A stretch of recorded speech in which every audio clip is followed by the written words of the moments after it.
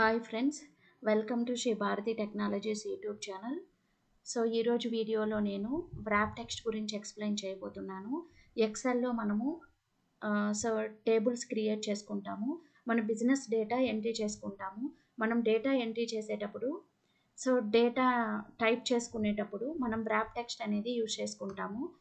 మనము యాక్చువల్గా అయితే ఒకే సెల్లులో నెంబర్ ఆఫ్ లైన్స్తో డేటా ఎలా టైప్ చేసుకోవాలో ఇప్పుడు నేను ఎక్స్ప్లెయిన్ చేయబోతున్నాను ఫ్రెండ్స్.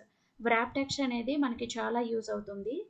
మీరు ఎక్సెల్లో వర్క్ చేసే ప్రతి ఒక్కరు కూడా వ్రాప్ టెక్స్ట్ గురించి నేర్చుకోవాలి. కొంతమంది వర్క్ చేసుకునేటప్పుడు డేటా అనేది ఒకే సెల్లులో నెంబర్ ఆఫ్ లైన్స్లో డేటా ఎలా టైప్ చేయాలో చాలామందికి తెలీదు. నేనైతే ఈజీగా ఎక్స్ప్లెయిన్ చేస్తున్నాను. నా ఛానల్ ఇంకా ఎవరైనా సబ్స్క్రైబ్ చేయకపోతే ఛానల్ని సబ్స్క్రైబ్ చేసుకోండి, లైక్ చేయండి, షేర్ చేయండి. నెక్స్ట్ వ్రాప్ టెక్స్ట్ ఫామ్లో ఎలా యూజ్ చేయాలో చూద్దాం ఇప్పుడు. ఫర్ ఎగ్జాంపుల్ నేను ఇక్కడ ఒక సెల్లులో డేటా అనేది టైప్ చేస్తున్నాను. సీరియల్ నెంబర్ అని టైప్ చేస్తున్నాను. సీరియల్ నెంబర్ అనే డేటా టైప్ చేస్తున్నాను. నేను ఈ సెల్లులో సీరియల్ నెంబర్ డేటా టైప్ చేశాను. నాకు ఈ సెల్లులో డేటా టైప్ చేసినప్పుడు హెచ్ సెల్లులో ప్లస్ ఐ సెల్లులో రెండిట్లో డేటా అనేది టైప్ అయిపోయింది. కానీ నేను ఇక్కడ ఈ థర్డ్ సెల్లులో డేటా అనేది టైప్ చేశాను. ఇప్పుడు A3 సెల్లులో డేటా టైప్ చేశాను. ఇక్కడేమో నాకు ఒకే సెల్లులో 2 లైన్స్లో డేటా వచ్చింది. కానీ ఇక్కడ నేను ఈ సెల్లులో డేటా టైప్ చేసినప్పుడు నాకు డేటా అనేది ఒకే లైన్లో, హెచ్ లైన్లో, ఐ లైన్లో టైప్ అయిపోయింది. ఇప్పుడు నాకు ఇక్కడ A3 సెల్లులో టైప్ చేసుకున్న విధంగా సీరియల్ నెంబర్ అనేది మనకి 2 లైన్స్లో ఒకే సెల్లులో 2 లైన్స్లో డిస్ప్లే అవ్వాలంటే ఎలా? నేను ఇప్పుడు ఇక్కడ డేటా టైప్ చేస్తున్నా. చూడండి, సీరియల్ నెంబర్ అని టైప్ చేశాను. కానీ నాకు ఇలా 2 లైన్స్గా డేటా రావట్లేదు ఒకే సెల్లులో. ఇక్కడ డేటా అనేది ఒకే లైన్లో టైప్ అయిపోయింది. ఇలా మనం ఒకే సెల్లులో నెంబర్ ఆఫ్ లైన్స్గా డేటా టైప్ చేసుకోవాలనుకున్నప్పుడు వ్రాప్ టెక్స్ట్ అనేది యూజ్ చేసుకోవాలి. ఫర్ ఎగ్జాంపుల్ కొంతమంది ఎంటర్ ఇస్తే వస్తుంది కదా మేడం అనుకుంటారు. ఫర్ ఎగ్జాంపుల్ ఈ సెల్లులో నేను సీరియల్ అనేది టైప్ చేశాను. నెంబర్ అనేది ఎంటర్ ఇవ్వచ్చు కదా మేడం, మనకి ఎంఎస్ వర్డ్లో ఎంటర్ ఇవ్వడం వల్ల నెక్స్ట్ లైన్కి వెళ్ళిపోతాం కదా అనుకోవచ్చు. కానీ ఇక్కడ నేను ఎంటర్ ఇస్తే నెంబర్ అనేది ఇంకొక సెల్లులో టైప్ అయిపోతుంది చూడండి. ఇప్పుడు సీరియల్ అనేది నాకు A8 సెల్లులో ఉంది, నెంబర్ అనేది A9 సెల్లులో వచ్చేసింది. ఇలా 2 సెల్లుల్స్లో డేటా అనేది టైప్ అయిపోతుంది.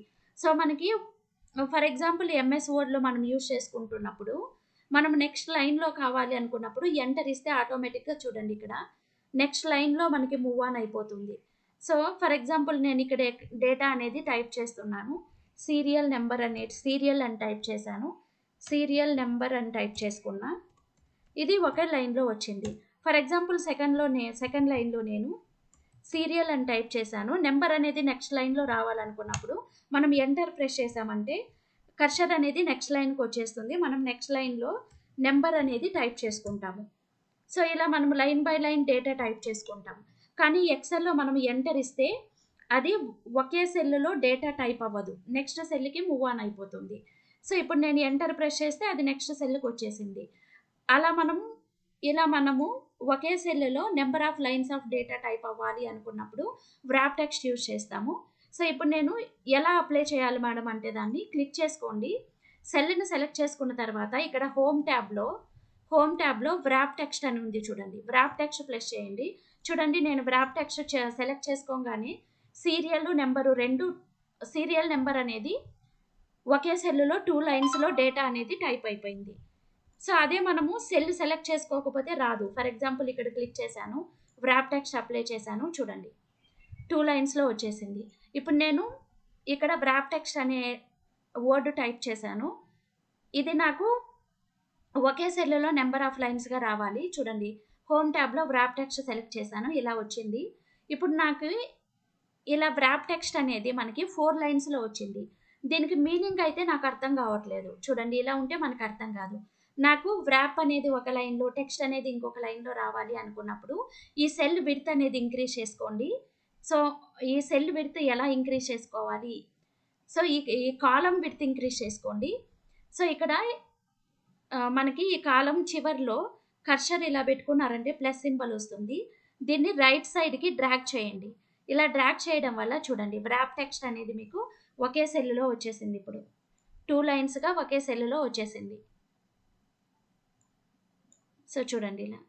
వ్రాప్ టెక్స్ట్ అనేది ఇప్పుడు మనకి 2 లైన్స్‌లో ఒకే సెల్లులో డిస్‌ప్లే అయిపోయింది. సో, ఇలా మనము సో, డేటా అనేది ఒకే సెల్లులో నంబర్ ఆఫ్ లైన్స్‌గా టైప్ చేసుకోవచ్చు. సో, ఈ ఇన్ఫర్మేషన్ అనేది వర్క్ చేసేటప్పుడు చాలా మందికి యూజ్ అవుతుంది. సో, మరిన్ని ఎక్సెల్ అప్డేటెడ్ వీడియో కోసము ఛానెల్‌ని సబ్స్క్రైబ్ చేయండి, లైక్ చేయండి, షేర్ చేయండి ఫ్రెండ్స్. Thank you.